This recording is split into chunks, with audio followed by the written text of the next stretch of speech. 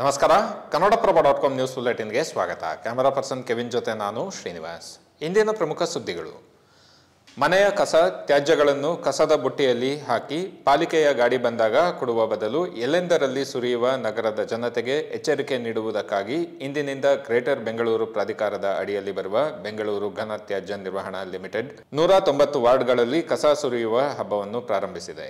BSWML ವ್ಯವಸ್ಥಾಪಕ ನಿರ್ದೇಶಕ ಕರಿಗೌಡ ಈ ಬಗ್ಗೆ ಮಾಧ್ಯಮ ಪ್ರತಿನಿಧಿಗಳಿಗೆ ಮಾಹಿತಿ ನೀಡಿದ್ದಾರೆ. ಕಸ ಎಸೆಯುವವರ ವಿರುದ್ಧ ಅಭಿಯಾನ ಪ್ರಾರಂಭವಾಗಿದೆ ಎಂದು ಅವರು ತಿಳಿಸಿದ್ದಾರೆ. ದತ್ತಾತ್ರೇಯ ವಾರ್ಡ್, ಶಿವಾಜಿನಗರ ವ್ಯಾಪ್ತಿಯಲ್ಲಿ ಬರುವ SR ನಗರ, ಸಂಪಂಗಿ ರಾಮನಗರದಲ್ಲಿ ಮನೆಯ ಮುಂದೆ ಕಸ ಸುರಿಯಲಾಗಿದೆ. ಅಲ್ಲದೆ ಪ್ರತಿಯೊಬ್ಬರಿಗೂ 500 ರೂಪಾಯಿ ದಂಡ ವಿಧಿಸಲಾಗಿದೆ.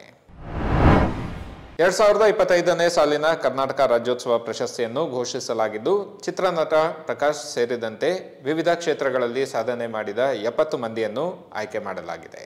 ಇದೇ ಮೊದಲ ಬಾರಿಗೆ ಯಾವುದೇ ಅರ್ಜಿ ಆಹ್ವಾನಿಸದೆ ಈ ಆಯ್ಕೆ ನಡೆದಿದೆ.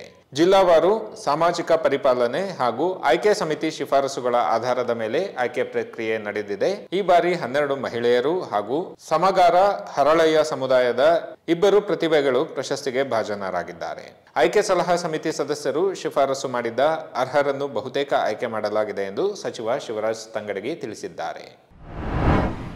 ರಾಜ್ಯದಲ್ಲಿ ತೀವ್ರ ಕುತೂಹಲ ಕೆರಳಿಸಿರುವ ಚಿತ್ತಾಪುರ RSS ಪಥಸಂಚಲನ ಕುರಿತು ಕಲಬುರಗಿಯ ಹೈಕೋರ್ಟ್ ಪೀಠ ಇಂದು ಮಹತ್ವದ ಸೂಚನೆ ನೀಡಿದೆ. ನವೆಂಬರ್ 5ಕ್ಕೆ ಬೆಂಗಳೂರಿನಲ್ಲಿ ಶಾಂತಿ ಸಭೆ ನಡೆಸಲು ಸೂಚನೆ ನೀಡಿದ್ದು, ನವೆಂಬರ್ 7ಕ್ಕೆ ವಿಚಾರಣೆಯನ್ನು ಮುಂದೂಡಿದೆ. RSS ನವೆಂಬರ್ 2ರಂದು ಪಥಸಂಚಲನ ನಡೆಸಲು ಅನುಮತಿ ಕೋರಿ ಹೈಕೋರ್ಟ್ಗೆ ಅರ್ಜಿ ಸಲ್ಲಿಸಿತ್ತು. ಮತ್ತೊಂದೆಡೆ 5 ಸಂಘಟನೆಗಳು ಅಂದೇ ನಮಗೂ ಅವಕಾಶ ಕೊಡಿ ಎಂದು ಅರ್ಜಿ ಹಾಕಿದ್ದವು. ಜಿಲ್ಲಾ ಆಡಳಿತದ ನೇತೃತ್ವದಲ್ಲಿ ನಡೆದ ಶಾಂತಿ ಸಭೆಯಲ್ಲಿ ಒಮ್ಮತಕ್ಕೆ ಬಾರದ ಹಿನ್ನೆಲೆಯಲ್ಲಿ ಕೋರ್ಟ್ ಮತ್ತೊಂದು ಅವಕಾಶ ನೀಡಿದೆ. ಹೀಗಾಗಿ ನವೆಂಬರ್ 2ರಂದು ನಡೆಯಬೇಕಿದ್ದ RSS ಪಥಸಂಚಲನ ಮುಂದೂಡಿಕೆಯಾಗುವ ಸಾಧ್ಯತೆ ಇದೆ.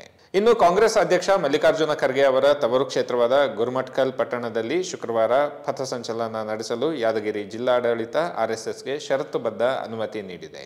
ಮತ್ತೊಂದೆಡೆ RSS ಕಾರ್ಯಕ್ರಮದಲ್ಲಿ ಭಾಗವಹಿಸಿದ ಆರೋಪದ ಮೇಲೆ ಪಂಚಾಯತ್ ಅಭಿವೃದ್ಧಿ ಅಧಿಕಾರಿ ಪ್ರವೀಣ್ ಕುಮಾರ್ ಅವರ ಅಮಾನತು ಆದೇಶವನ್ನು KSAT ತಡೆ ಹಿಡಿದಿದೆ ಎಂದು ಸಂಸದ ತೇಜಸ್ವಿ ಸೂರ್ಯ ತಿಳಿಸಿದ್ದಾರೆ.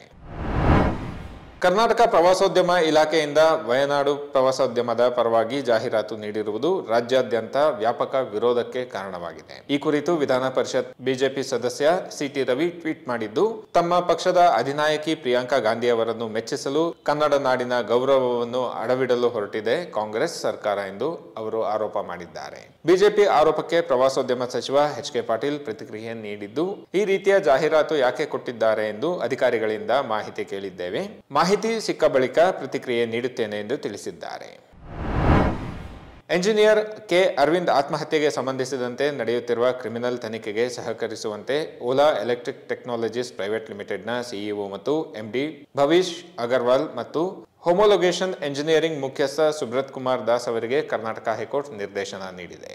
ತಮ್ಮ ವಿರುದ್ಧ ದಾಖಲಾಗಿರುವ FIR ಪ್ರಶ್ನಿಸಿ ಭವಿಷ್ ಅಗರ್ವಾಲ್ ಮತ್ತು ಸುಬ್ರತ್ ಕುಮಾರ್ ಸಲ್ಲಿಸಿದ್ದ ಅರ್ಜಿ ವಿಚಾರಣೆ ನಡೆಸಿದ ನ್ಯಾಯಮೂರ್ತಿ ಮೊಹಮ್ಮದ್ ನವಾಜ್ ಅರ್ಜಿದಾರರಿಗೆ ನೀಡಲಾದ ಮಧ್ಯಂತರ ರಕ್ಷಣೆಯನ್ನು ನವೆಂಬರ್ 17ರವರೆಗೆ ವಿಸ್ತರಿಸಿ ತನಿಖೆಯ ನೆಪದಲ್ಲಿ ಕಿರುಕುಳ ನೀಡದಂತೆ ಪೊಲೀಸರಿಗೆ ಸೂಚನೆ ನೀಡಿದ್ದಾರೆ. ಅರವಿಂದ್ ಅವರ ಸಹೋದರ ಅಶ್ವಿನ್ ಕಣ್ಣನ್ ಸುಬ್ರಹ್ಮಣ್ಯಪುರ ಪೊಲೀಸ್ ಠಾಣೆಯಲ್ಲಿ ಸಲ್ಲಿಸಿದ್ದ ದೂರಿನಲ್ಲಿ ಆತ್ಮಹತ್ಯೆಗೆ ಪ್ರಚೋದನೆ ನೀಡಲಾಗಿದೆ ಎಂದು ಆರೋಪಿಸಿದ್ದಾರೆ. ಇವು ಇಂದಿನ ಪ್ರಮುಖ ಸುದ್ದಿಗಳು. ವಿವರವಾದ ಸುದ್ದಿಗಳಿಗಾಗಿ ಕನ್ನಡಪ್ರಭ.com ನೋಡಿ. ನಮಸ್ಕಾರ.